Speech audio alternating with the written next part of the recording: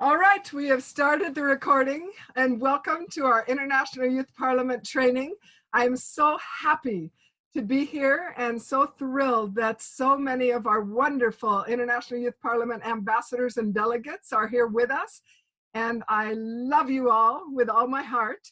And Robin, you can unmute yourself. I'm going to turn the time to her and then I'm going to turn the time to Jackie. Jackie and Robin are on the line, and of course we're the team that is working with you, and we love you so much. And Robin does the lion's share of the work. She does 90% of all the work with the International Youth Parliament. So we honor her and love her. And Robin, would you like to say some things now? Sure. I would love to thank those of you that have been so diligent about getting your assignments in.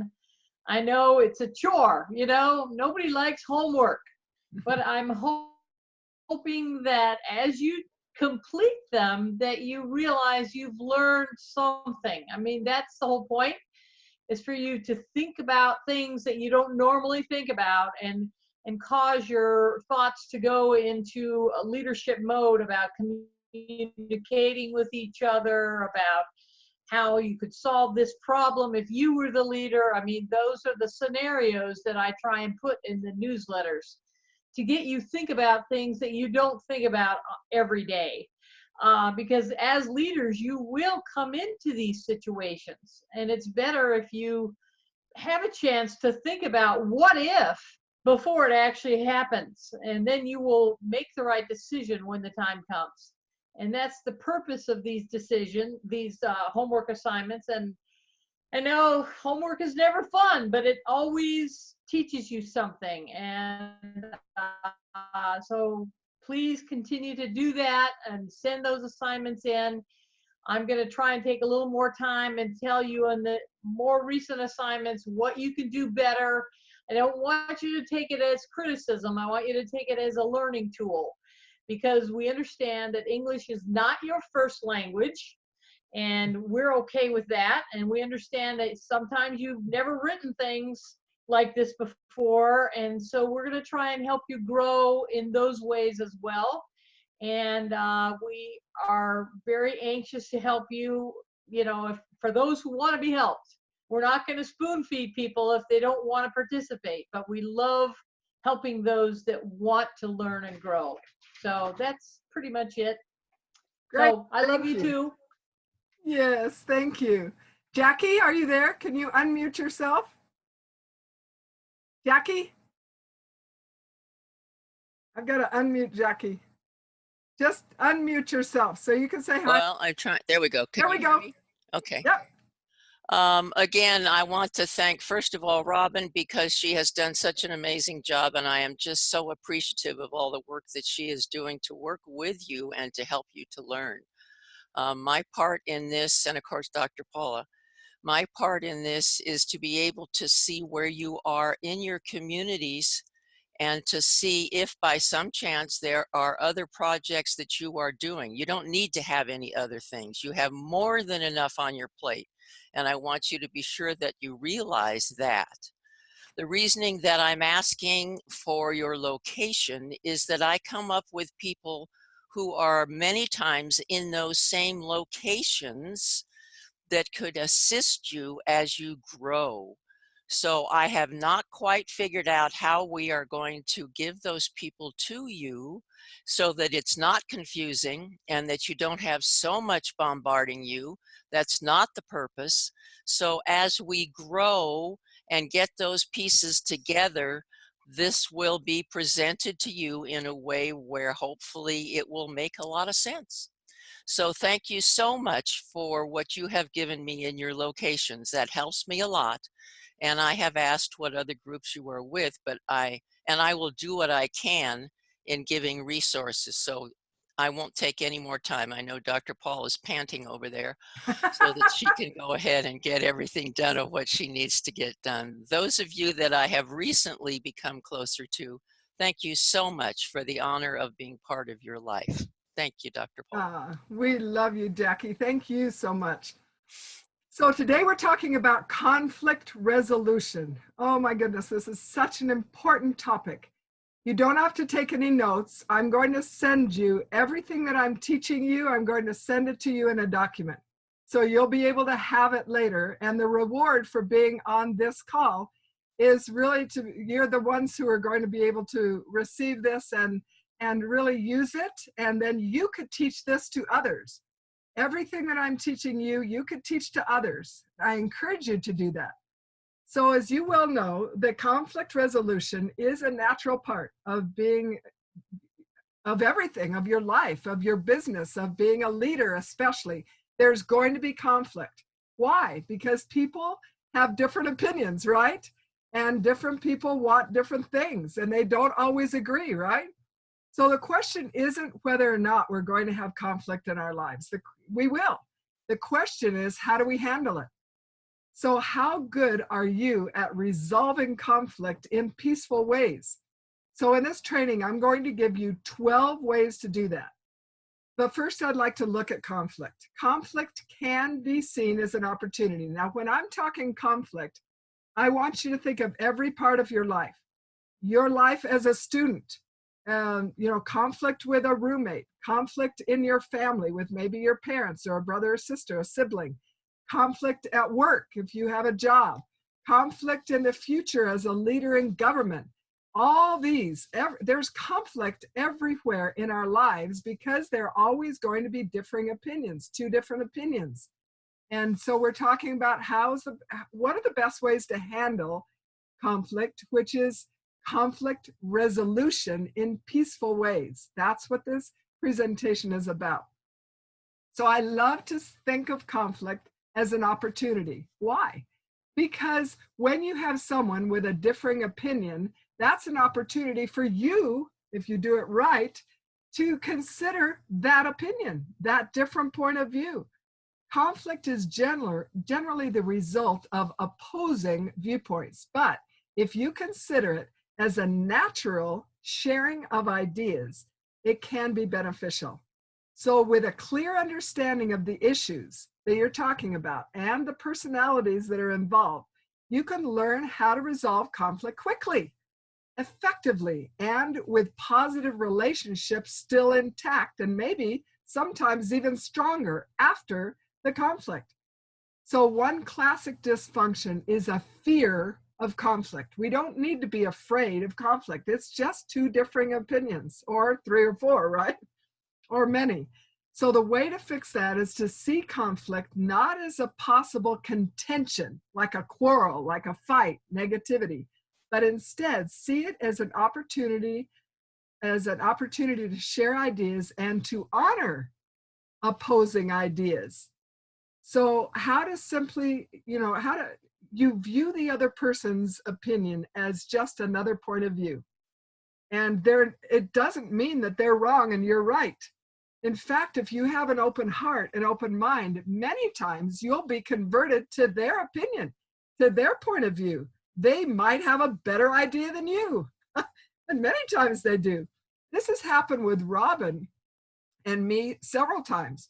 And we'd be able to say, I think should be this way. She'd say, I think it should be this way. And we compromise. And sometimes I say, you're right. Absolutely, Robin, do it that way. And she'll say, you're right, Dr. Paula, do it your way. And so when you have the basis of a relationship that's strong, and when you're mature, it means that you have an open heart, an open mind. And prior to the call, we talked about how important it is that young people realize that they need to listen and have their hearts open to other ideas. Okay? So my young friends, listen to this very carefully. And I'm reading from my notes so that I could get it just right, because I created this, and also it's the work of Dale Carnegie. And you'll see that when I send you some of all that I'm talking about right now is from me. But I'm going to get to a point where then it's going to be Dr. Dale Carnegie, or he's not a doctor, Dale Carnegie. He passed away many years ago, but he's very famous in the United States. And he wrote many books, and I've read all his books, and I honor his strategies. And his corporation gave us the opportunity to use his materials because of the International Youth Parliament. And because I told them we need some of these materials that he created digitally, because they're in books, but I was able to get them digitally so that I could send them on to you. And they said, you're doing such a good thing with this International Youth Parliament. We allow you to do this. So it's a great blessing. I'm going to be sending you one of his ebooks. It's wonderful. Okay, so conflict does not necessarily lead to contention. It doesn't need to lead to negativity. Handling conflict well is an indication, my friends, of your strength of character and your ability to be a true leader, even when others disagree with your point of view. Don't be offended. That's a choice. We talked about that. We've talked about this many times. Eleanor Roosevelt, she was the wife of one of our presidents. She said, no one can offend me without my permission. You allow people to offend you. You allow people to make you angry. And if you have someone who has a problem with your point of view and they say, I just disagree, then understand that you have a choice. You could get offended and get angry, or you could say, okay, I'll open my heart to consider your point of view. Oh my goodness, if you get this now when you're as young as you are, you'll be able to have better marriages. You'll be able to have better relationships in your work. You'll be a better leader forever. Just choose to not be offended. That's a choice. You don't have to get angry. You don't have to be upset. Excuse me. So what happens when the other person gets angry? Right? Might that happen? Yes. The other person might get offended. And so we're going to talk about that later. But here's an important piece of advice. When you have an issue with another person, the problem should be addressed before it gets bigger and bigger and bigger, before it spirals out of control. It's critical to face the challenge right away. When you see that there's a problem, you deal with it directly and immediately. The problem won't escalate. It's not going to get bigger if you don't let it. That's a choice. Why? Because it takes two people to quarrel, right? If you refuse to match the other person's anger, if you refuse and instead you choose peace, like we've taught you and you're peace ambassadors, and you choose to remain in control of your emotions, then only one person's upset, just the other person, and they won't have anybody to quarrel with if you don't engage with them, right? So one of the ways to diffuse any problem is to, right as soon as you see this might become a problem, address it in a way that won't cause it to get bigger. And those are the 12 strategies that I'm going to give you in just a minute. But when you understand these 12 strategies that I'm going to teach you, you'll be able to more easily see things from another person's point of view and engage with your team members. If you're in a business or in an organization, usually there's a team involved. It's not just you, right? In a family, that's a team. I love to think of my family as a team working together. Okay, before it becomes a crippling problem, right at the beginning of it, then you address the problem. Okay, so these strategies, 11 of them are from Dale Carnegie, the man that I told you about, and the 12th one is from me. So these are conflict resolution strategies to build an engaged and productive team. Now remember, that team could be anybody, but a business team, a family team, but even as an individual, all of these apply for you to learn how to resolve conflict peacefully. And that's our goal, right? Okay, number one, and I've already mentioned this before we started the call in an answer to one of the questions. Clearly define the issue. Don't just talk about it in generalities. Just say, we have an issue. Okay, so let's talk about what might be the issue, what might be a problem if you're a university student. Let's say you share an apartment with somebody and you get up very early and you go to bed pretty early, but then your roommate gets up late because he doesn't have an early class, and he comes in usually back to the apartment, he turns on his music, he turns on the lights, and he's noisy, and you're asleep. Now this is, this is conflict. Even though it's not a business yet, you're not a national leader yet, you have to deal with conflict. So what do? So you go to them right at the beginning. Don't wait until it happens again and again and again. When it first happens, then you just say, you know what? I love that you don't have an early morning class and that your habits are to come in late and sleep in. My habits are to go to bed early and get up early. And so I'd love to talk to you about maybe that we could come to a collaboration of ideas. And maybe when you come in, you could just maybe go into the bathroom and turn on the light there instead of the light where we're, in the room. And that maybe you could just turn down your music or not play your music just during the times while I'm sleeping. I just really would appreciate that. Is that okay? And just talk to them about it. Instead of saying, you always come in, you turn on the light, you play your music, and it makes me so angry, and you're always, you see, it's the way you say it, it's how you say it, and it's the words you use.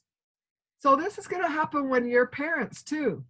You could say to your spouse, you always come home late. We want a dinner. We agreed to have dinner at 6 o'clock, and you come home at 8 o'clock, and I'm just sick of it. And the food's cold, and I get angry.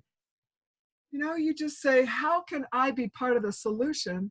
What can I do so that we can have dinner together as a family at a time when we can all be here that makes sense for the whole family?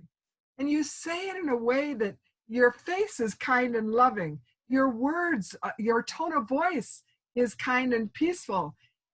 You could talk about peace all day long, but yet unless you use it in your life, you're just wasting your breath and you're being a hypocrite.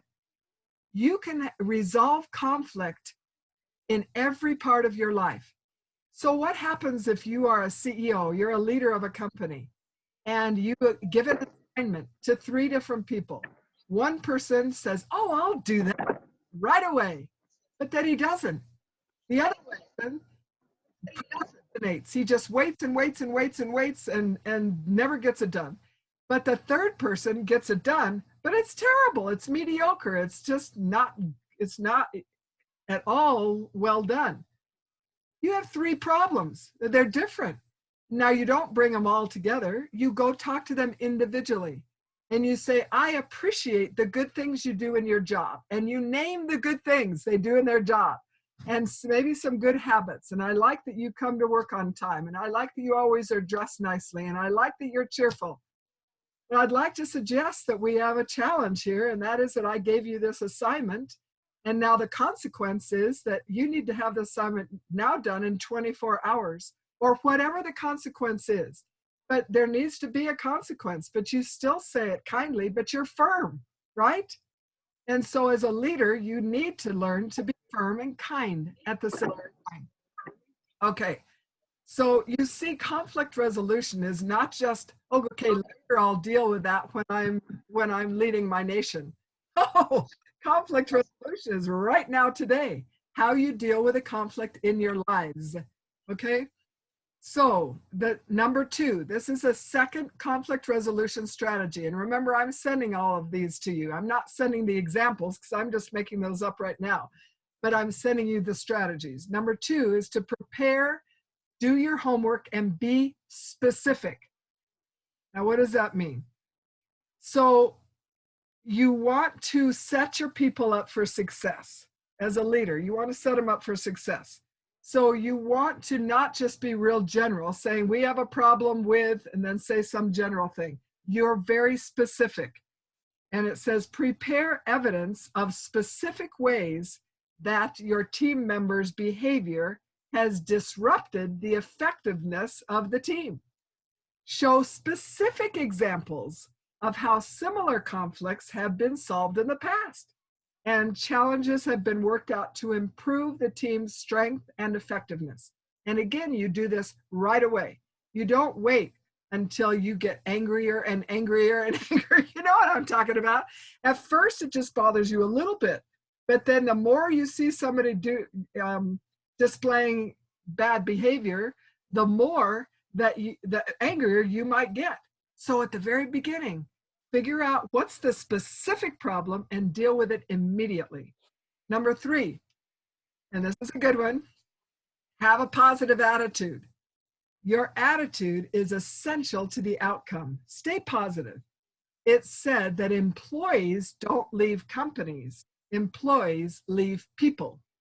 If you're a leader of a company and people are quitting, you have to think, well, maybe they're quitting because they don't like working with me, because I'm not a very kind, peaceful, positive person as a leader. Yeah. So what leaders do, how they behave, what they say, and most importantly, how they say it affects employees' attitudes about their jobs, affects children's attitudes about you as a parent, affects your roommates' attitudes about you as their roommate, your friends' attitudes about you as a friend. You see, even though this paper, this presentation, a lot of it is about team building in a business, this applies to everything in your life. So try to see your friends, your family, your team members in positive ways. Don't look for their mistakes. Don't look for how they can be fixed. See and notice the good they are contributing. Okay? Now, if you have a difficult team member, try to list their strengths first, just like I've been telling you, and then compliment them about that, and then talk about how they can help resolve the conflict with you, how they can resolve the problem, whatever the problem is, with you, together. Okay, number 4, and I love this one too. Walk in the other person's shoes. So try to pretend that you're the other person with their needs, their desires, their problems. Like before we started this call, I had 2 of the sweet women from Middle Eastern countries wearing the hijab. I know so much about the women in the Middle Eastern countries. I started Women of the Middle East Network. I started that in Jerusalem with women from Palestine and Israel and Jordan. And this, I understand, but I also know that different people approach problems in different ways. And they have a disadvantage because their culture is not as, the women are not as free to do what women in the United States, for example, can do. And I know this. And I also understand that they have to approach it in a different way. But all of the things I'm teaching you are applicable to every culture. So when it says walk in the other person's shoes, that means imagine what it's like to be that person. When I was in Kenya, I put on a Global Women's Summit. About 75% of my audience were women who had traveled all night long on buses to get to my event. And they were hungry and they were tired. I had to put myself in their position. What would it be like to be sitting in an audience with a woman from America who's coming to talk about solutions for their challenges? Unless I really understood the African people, which I do, then I would never understand how to speak to them and which touch their heart, which I was humbled to be able to do.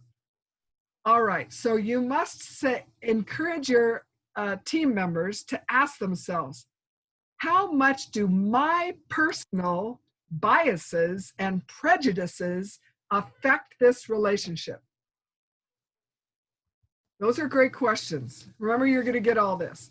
So attempt to determine their level of trust in the other team member and in the process. Okay, number 5, look for similarities. Always see, because you know, everybody on this call, even though I'm way older than all of you, including Robin and Jackie. Oh, Jackie and I are about the same age. But I'm way older. We, the 3 of us women leaders, are so much older than you, young people. So as I prepare to teach you, and as we all three interact with you, we're constantly trying to see how are we alike and how can we put ourselves in these young people's positions. We're constantly thinking about you, and we're praying for you, and we're praying about you. And so looking for similarities. How are we the same? We're way more alike than we are different. Yes, we all want peace. We all want to be great leaders. We all want to have happy lives. We all want to have purpose in our lives. We all want to be safe. We all want our families to be happy. We all want all these things that are the same. When you are in a conflict resolution position, when you're trying to resolve a conflict, think about the similarities. Don't just focus on the differences. Age and culture are our two big differences, and those are big, but we have many more things that are the same, right? So when you are talking with anyone, focus on how you're alike and mention those things when you're talking and resolving the conflict. Okay? Discuss specific common goals. Our goal is to help you become powerful, wonderful, effective, loving, benevolent leaders in your families, in your communities, and in your nations. We want you to be part of the solution for your nation and for the world, because as you are for your nation, you will be for the world, right? So it's so important that you understand that resolving conflict is one of the biggest things that you need to learn how to do. Number 6, deal with facts, not emotions. If somebody's spiraling out of control because they get angry or upset, don't get sucked into their anger, like I mentioned before. Stick to the facts. Here are the facts. Here's the problem. We both want a solution. So how can we get to a solution that works for both of us, right? And then if the person is angry, but you know, and they're being angry, you go back to the facts. Here's the fact. We have this problem. We agree that it's a problem, right? Right. Well, we agree that we want a solution, right? Right. Okay, I'm willing to do this. What are you willing to do? How can we come to a collaboration? You see, you don't get sucked into their emotions. That's the way wars start. Okay. And divorces start, and lots of other things. Okay, so you talk about the goals, and you talk about you both have a similar goal. That's so important. Okay, so what happens if your goals are not reached? For example, what if the team just, what if the second time you ask those 3 people, go back to the example I gave about the one that procrastinated, the one that did mediocre work, and the one that said, I'll do it, but they didn't never do it. There has to be consequences. There has to be, as a leader, you have to have consequences.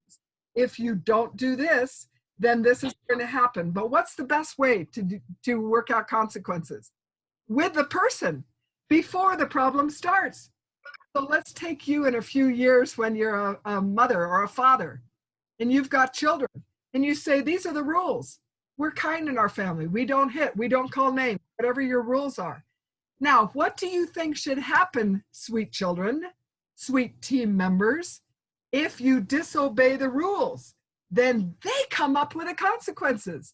We'll have to stay in our rooms. We'll have to do extra work. We'll have to, get it in a certain amount of time, even if that means taking it home and working on this problem at night, if you're an employee, because you didn't do it during the work hours. So then they agree to the consequences in the beginning, before it becomes a problem. Then, when it becomes a problem, and that child hits his sister, or the employee doesn't do the work, or somebody who's in a cabinet position doesn't do what they're supposed to do, the consequences have already been decided on. You say, I'm so sorry. You chose the wrong. You chose to make a bad decision. And you agreed that the consequence would be whatever you decided on in the beginning. And then I'm sorry, because they decided on the consequence. I'm sorry you made that choice. I'm sure next time you'll make a better choice.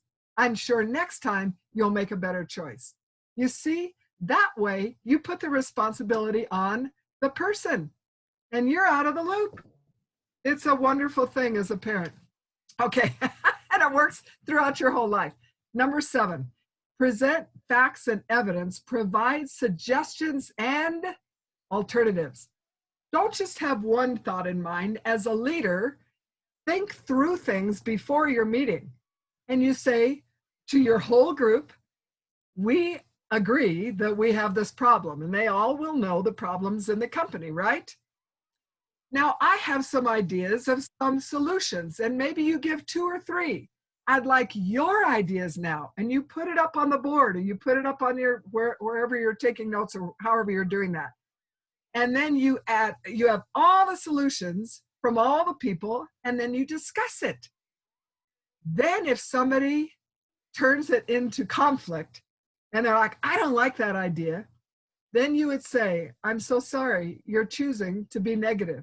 We can't have negativity as part of what we're doing. We'll never get to the solution. I'd like to invite you to not contribute unless you can be kind and positive. Do you see? You don't match their anger. Are you seeing how this will work in your lives as students and in your families as a child? Even if your parent does not have these skills, you can exemplify doing it correctly. Okay, so number 8, establish open communication. Listen first, talk second. Listen first, talk second. So first you identify the behaviors that you or your team could change in order to reduce the conflict, and use friendly and a calm voice, like I've said so many times. So most conflicts are rooted in what? Most conflicts are rooted in what? Communication breakdown, bad communication. Someone is not communicating well. And so people are misunderstanding, and then people get upset. So show your team members how to listen effectively first, and then express your thoughts and tactfully, diplomatically, in kind ways, like I've told you. So always show respect for the other person, for their opinions and their views, and inspire the same communication style between your members. What's the communication style?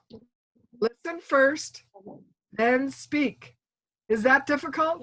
Yes, because it's easier to just blurt out your opinion. But you must listen first, and you always teach best through what? Example. If you say something, but you do something else, you're not teaching well. You must be the change you wish to see in the world. That's Mahatma Gandhi. Number 9, demonstrate interest in the other person's point of view. Listen to them. Don't just immediately say, oh, no, that won't work. Listen. Let them tell you what they think is the best way to deal with it, you know? And use I messages and we messages. What does that mean? I see that we need to be doing this rather than you need to be doing this. That makes people push back. You know, you are doing it wrong. You need to change rather than I see that we all have a challenge with this. What can we do to solve the problem? See, it's so much better. I and we, not pointing fingers and blaming and saying you, okay? Number 10, explore options and possible solutions together. And we already kind of talked on this. After the team members agree on the problem and understand each one of the points of view, you let everybody talk, then ask for input from the whole team, like I mentioned, and then when everyone has had a chance to share, so that there's not somebody who's going to go back to their office and say, they never listened to me. You let everybody have their turn, and this works in families too. Then look for areas of agreement and ways to negotiate compromise. You feel like this, you feel like this, how can we compromise? What is a middle ground? Always looking towards solutions and peace All right. So when all team members have had a chance to offer their ideas, then everyone on the team is going to, or probably will feel much more satisfied about the solution that you come to, and you'll prevent conflict. Part of conflict resolution is actually preventing it in the first place, right? And a lot of the things that I'm teaching you today prevent a problem from getting bigger and bigger and bigger. Yep. Okay. Number 11. We're almost there. So end on a positive note. Reaffirm the goals with the team, with the family, with your roommates, with whatever organization you're working with.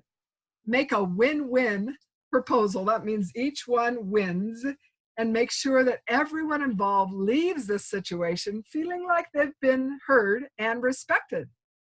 So give feedback so everybody on the team feels connected to the team effort and the future goals. Encourage the team to discuss other potential challenges that you'll talk about the next time you meet, and proactively then in the future develop solutions for those. Now, Dale Carnegie gave 11 strategies, and I added the 12th. And you might even, if you know me, then you know what I might add. So my 12th one, when we're talking about conflict resolution, is to do unto others as you would have others do unto you. Be the person who loves, has love in their heart. Be kind, be loving, be peaceful, always. And that is the way that you will be able to create great relationships that then hopefully you'll never come to a point where there's a massive conflict. But if you do, you have the solutions to resolve them. Now, my friends, in the last 15 minutes, I want to talk about a different type of conflict, and that is internal conflict. Your conflict in your heart, in your spirit, in your soul, in your mind. Some of you are conflicted. Some of you have internal conflict. And that's what I'd like to talk about now.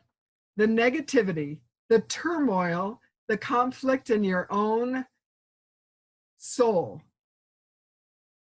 My solution is twofold. You need to spend time thinking about why am I conflicted and not blame others. Because if it's all about my father raised me badly, if you're always blaming somebody else, it's his fault, it's her fault, and you never take responsibility for your reactions, yes, you might have had a terrible childhood. Yes, you might have an employer right now who's very mean to you, not kind at all. But my friends, here's the key. The key is that as adults, which you all are, you have the choice of how to respond to your past and to your present circumstances, however you choose. You could blame, you could be angry, you could keep resenting, or you can what? You could choose the high road, turn the other cheek, do good to those who spitefully use you. Love one another. Every single religion teaches love. Every single spiritual path teaches love. And you cannot love yourself if you're negatively blaming others, because loving yourself means that you have a peaceful heart and you're filled with love for who you are. And you'll never be a great leader unless you learn how to love yourself and to release yourself from any blaming. Anyone you need to forgive right now today, I'd like to suggest that this weekend you take some special time and you release that anger and you forgive. Forgive them. I don't care what they did. I don't care what they did. Not forgiving, and you've heard this before, not forgiving is like you taking poison and expecting that other person to die. You're hurting yourself, and you will never be a great leader as long as you hold that anger in your heart. The second thing to release yourself from any conflict in your spirit and your soul. And this is just Dr. Paula's opinion, and you could not agree with this. But again, it's to ask your God to help you be strong enough to forgive. I believe that God will bless you and help you when you ask for help. And that comes from a lot of years of asking for help. All right, now one of the things that I'm going to send you, it's called Internal Conflict Resolution, and it's by Dale Carnegie, and it's an ebook. And in the book, it has 15 questions for you. It has questions for you to ask yourself to determine whether you are a passive leader or going to be a passive leader, if you are a passive person, or if you are an assertive person, or if you are an aggressive person. Now, right now, I'd like to take just 5 minutes, and I want you to answer these questions. I'm going to give them to you, but I want you to think the answer only in your mind. You're not going to talk to me about it. You're not going to talk to anybody about it. You're just going to answer in your mind. Are you ready? You ready? Okay, 15 questions. Now, you think, when I ask you this question, you're going to think, nah, I don't do that. Or, yeah, sometimes I do that. Or, I always do that. Okay, can you do that? You're going to think, I never do that. Or, sometimes I do that. Or, I always do that.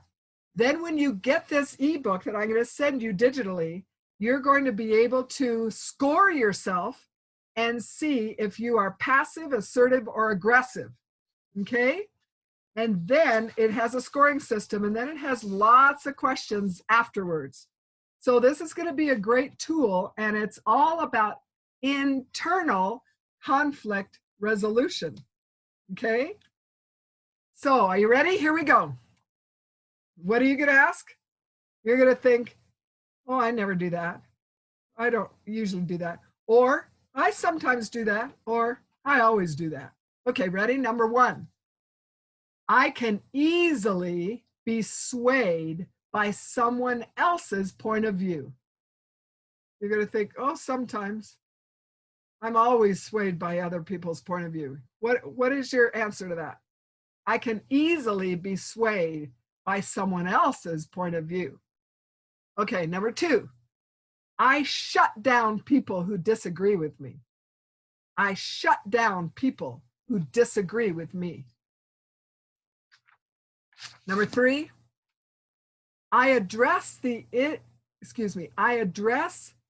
problem at hand diplomatically.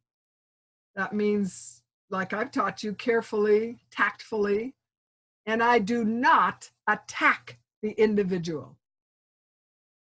I address the problem diplomatically, and I do not attack the individual. Number 4, I think that others try to bully their way with me. I think that others try to bully me. You know what bully means? Just being real aggressive and making you do something. Number 5, I express my thoughts and my beliefs tactfully when they differ from those expressed by another person. You say, I express my thoughts and my beliefs tactfully. That means diplomatically, in a good way, when they differ from those expressed by another person. Number 6, rather than offer my opinion when I disagree with someone, I don't say anything. I just keep it to myself. Rather than offer my opinion when I disagree with someone, I just keep it to myself. Number 7, I listen to other people's point of view with an open mind. I listen to other people's point of view with an open mind. Number 8, I let my emotions get the best of me. I let my emotions get the best of me. Next one, I raise my voice to make my point. I raise my voice. I get louder to make my point. Number 10, I tend to put other people down when I make my point. I tend to put other people down when I make my point. Number 11, I look for ways to negotiate and to compromise with others. I look for ways to negotiate and to compromise with others. Number 12, I've been told that I am too pushy. I've been told that I am too pushy. Okay, number 13, I make sure that I have my opinion heard in every controversy. I make sure that I have my opinion heard in every controversy. 14, I think conflict in meetings is necessary. I think conflict in meetings is necessary. And the last one, I am the most vocal in meetings when I try to get my point across. I'm the most vocal in meetings when I try to get my point across. Okay, so when you get this, and we're going to email it to you, then you're going to be able to score it, and you're going to find out if you are a passive. If you are passive, that means you're such a pushover that you allow difficult people to kind of walk all over you, get their way with you. You'll benefit from learning to stand up for your ideas and opinions in diplomatic and tactful ways. Or you'll find out that you are assertive. You're professionally assertive when dealing with people, particularly difficult people. I call them human porcupines.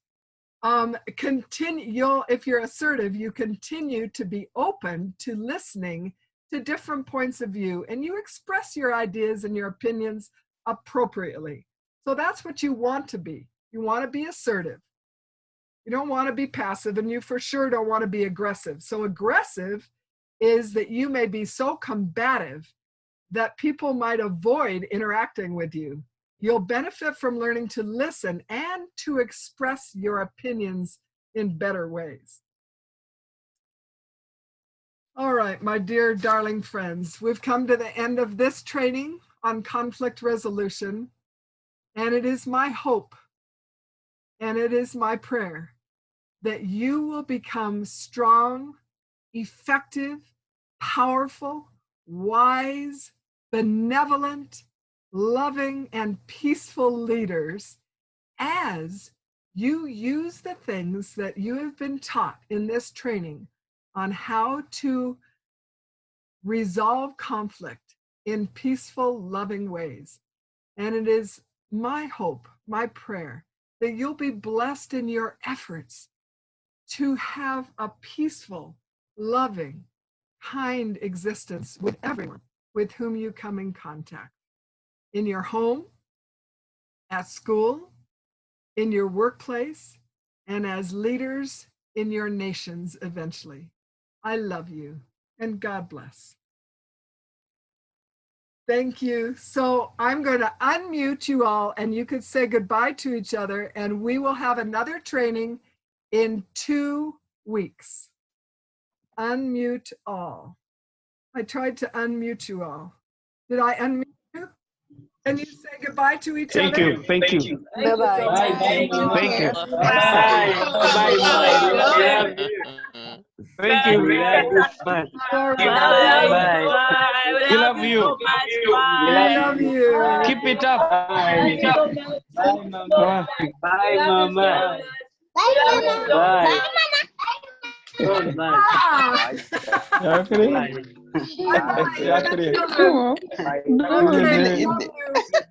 Bye-bye, Robin. Bye-bye, Jackie. Bye-bye, Gilbert. Bye. Bye-bye, Augustine. Bye-bye, Jerry. Bye-bye, Abidjan. Well done. Bye-bye, Doreen. Bye-bye, Robin. Bye-bye, Jackie.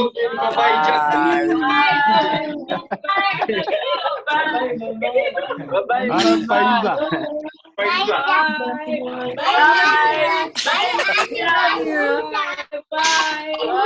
Salute. Bye-bye.